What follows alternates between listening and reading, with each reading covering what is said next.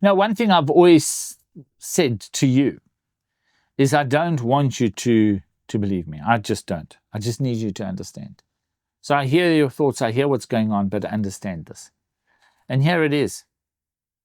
The ground zero for today, where we trusted God for a word from within the word. We got Matthew 12:25, where it says, and knowing their thoughts, Jesus knowing their thoughts, he said to them, any kingdom that is divided against itself is being brought to desolation and laid to waste. Wow, what an absolute, that's kind of part of the art of war, is you don't even have to go and fight the people.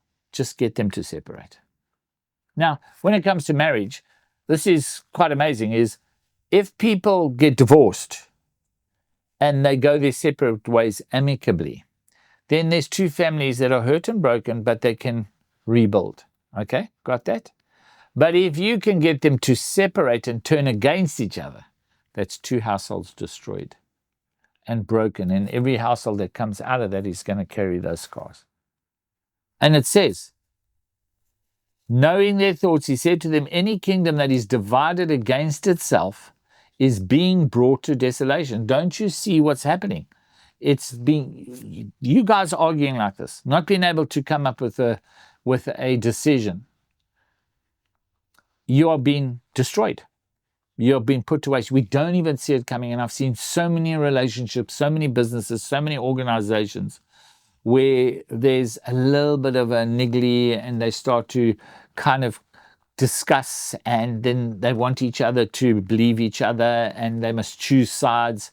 And it's like, as soon as you guys turn against each other, you're destroyed.